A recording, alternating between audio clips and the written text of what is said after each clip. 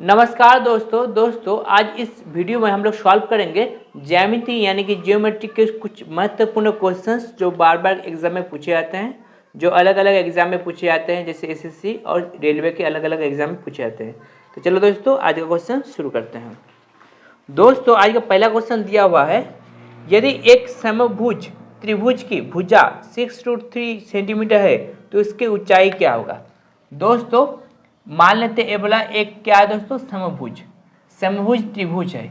समभुज त्रिभुज का एक विशिष्ट गुण क्या है दोस्तों, इसका तीनों जो भुजाएं है इसका लेंथ सेम होता है। यानी कि इसके मान के चलिए ए, इसका मान के चलिए ए, तो तीनों को मान के चलिए ए होता है। तो हम कह सकते हैं इसका जो फॉर्मूला आता है, इसका क्षेत्रफल का फॉर्मूला क्या आता है दोस्तों, भुजा की संख्या, मान लेते हैं भुजा की संख्या क्या है दोस्तों ए, भुजा की संख्या क्या है ए, तो इसका क्षेत्रफल का फॉर्मूला आता है दोस्तों, इसका जो क्षेत्रफल है उसका फॉर्मूला क्या आता है, क्षेत्रफल का फॉर्मूला आता है √3/4 इंटू ए स्क्वायर। ये हो गया इसका क्षेत्रफल का फॉर्मूला। और दोस्तों और क्या फॉर्मूला इसका है, इसका ऊंचाई का फॉर्मूला है दोस्तों। इसका जो ऊंचाई दिया है, ठीक है दोस्तों, इसका ऊंचाई का भी फॉर्मूला है, हम लोग को मालूम है। क्या फॉर्मूला है दोस्तों ऊंचाई का फॉर्मूला, ऊंचाई यानी कि दोस्तों हाइट का, हाइट h इक्वल टू क्या होता है √3/2 गुना a।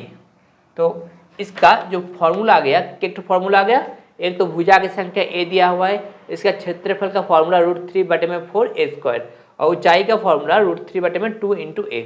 ठीक है दोस्तों, अब इसका वैल्यू दिया है, भुजा की संख्या दिया है दोस्तों यहाँ पे 6√3 दिया है। कितना दिया है 6√3।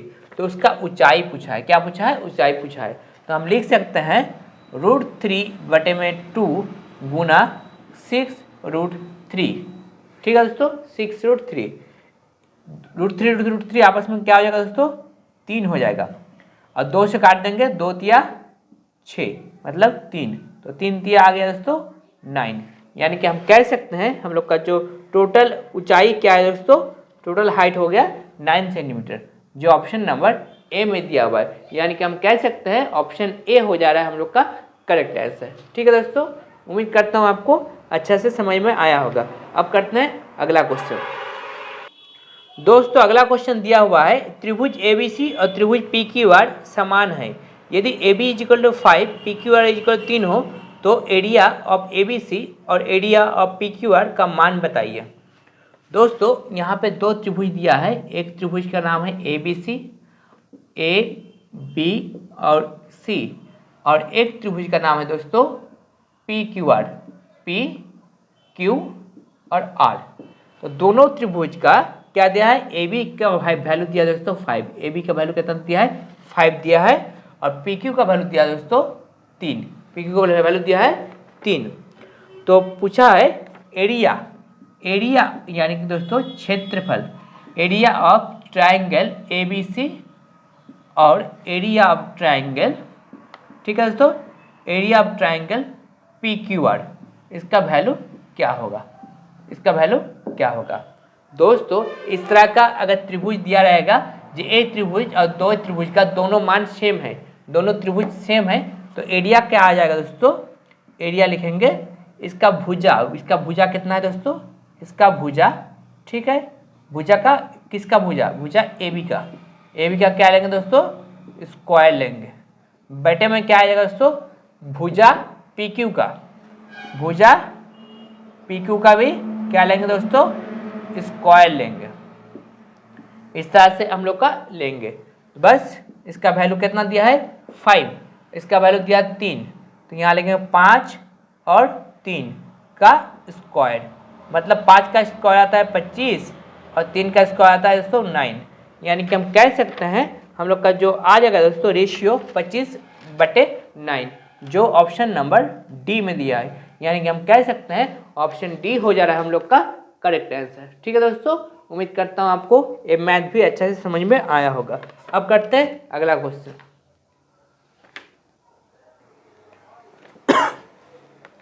दोस्तों अगला क्वेश्चन दिया हुआ है, त्रिभुज ABC में बिंदु D और E क्रमशः भुजाओं AB और AC इस प्रकार है कि DE पैरेलल टू BC और AD/BD का अनुपात दिया है 3:1। यदि EA = 3.3 हो तो AC का मान ज्ञात कीजिए। दोस्तों इस तरह से एक त्रिभुज दिया है, नाम है A, B और C। यहाँ पे दोस्तों D है और यहाँ E है, इस तरह से दिया हुआ है। अब क्या दिया है दोस्तों, इसका वैल्यू दिया है DE पैरेलल टू BC। ये जो DE पैरेलल टू BC है, DE पैरेलल टू BC दिया है, ये दोनों पैरेलल है। और क्या दिया है दोस्तों, इसका अनुपात दिया है AD बटे में दोस्तों BD, AD बटे में दोस्तों BD, इसका अनुपात दिया है 3:1, 3/1। और दिया दोस्तों EA के वैल्यू दिया दोस्तों 3.3। ये जो E है आप देख सकते हैं, इसका पॉइंट दिया दोस्तों 3.3। पूछा क्या है, AC का वैल्यू क्या है, क्या पूछा दोस्तों, AC का वैल्यू क्या है।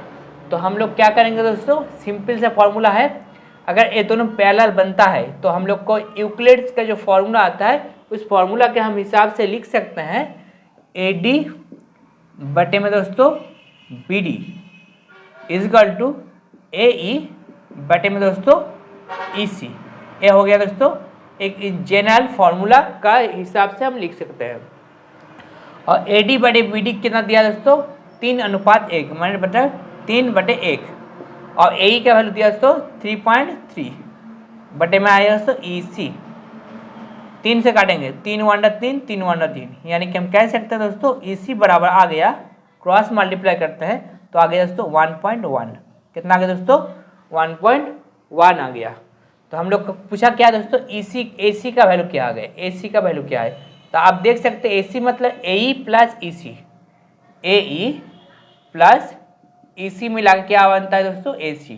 AE का वैल्यू मालूम है, कितना मालूम है दोस्तों, 3.3 प्लस 1.1, यानी कि हम कह सकते हैं 4.4, जो ऑप्शन नंबर हम लोग का C में दिया हुआ है, यानी कि हम लोग का ऑप्शन नंबर C हो जा रहा है करेक्ट आंसर। ठीक है दोस्तों, उम्मीद करता हूँ ये मैथ भी आपको अच्छे से समझ में आया होगा। अब करते हैं अगला क्वेश्चन। दोस्तों अगला क्वेश्चन दिया हुआ है, एक त्रिभुज के तीनों भुजाओं का लंबाई क्रमशः 8 सेंटीमीटर, 13 सेंटीमीटर, 15 सेंटीमीटर है। इनकी पारस्परिक शीर्ष लंबों की अनुपात क्या है। दोस्तों यहाँ पे दिया हुआ है एक त्रिभुज, 3 भुजाएं, मान के चलिए त्रिभुज है दोस्तों MNO। ये त्रिभुज दिया हुआ है और इसका तीनों भुजा दिया दोस्तों 8 सेंटीमीटर, 13 सेंटीमीटर और 15 सेंटीमीटर, इस तरह से दिया हुआ है। इसका पूछा है पारस्परिक शीर्ष लंबे। दोस्तों क्या पूछा है दोस्तों, इसका शीर्ष लंब पूछा है दोस्तों। शीर्ष लंब यानी कि दोस्तों क्या होता है, हाइट होता है, ऊंचाई होता है। क्या होता है दोस्तों, ऊंचाई होता है। शीर्ष लंब यानी कि दोस्तों ऊंचाई यानी कि हाइट होता है। तो हाइट कह सकते हैं या फिर हम लोग मध्यमा भी कह सकते हैं। शीर्ष लंब यानी कि इसका शीर्ष लंब क्या होगा दोस्तों, ए वाला होगा। इसका शीर्ष लंब क्या होगा दोस्तों, ए वाला होगा। और 8 का क्या होगा दोस्तों, इस तरह होगा। मतलब शीर्ष लंब निकालने के लिए हम लोग का क्या करना पड़ेगा, भुजाओं का रेसिप्रोकल लेना पड़ेगा। क्या लेना पड़ेगा, भुजाओं का रेसिप्रोकल, मतलब 1/8 अनुपात 1/13 अनुपात 1/15। ठीक है दोस्तों, इस तरह से हम लोग का भुजाओं का अनुपात लेना पड़ेगा, रेशियो लेना पड़ेगा। ठीक है।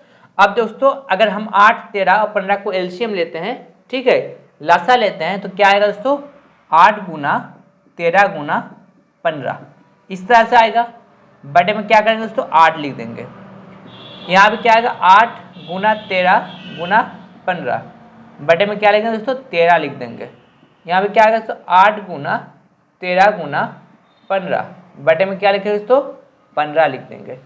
ये 8 से 8 कट जाएगा, 13 से 13 कट जाएगा, 15 से 15 कट जाएगा।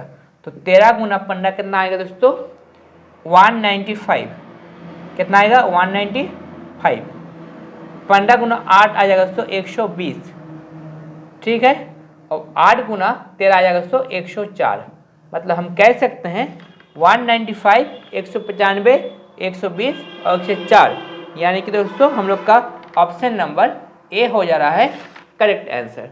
ठीक है दोस्तों, उम्मीद करता हूँ आपको ये मैथ भी अच्छे से समझ में आया होगा। अब करते हैं अगला क्वेश्चन।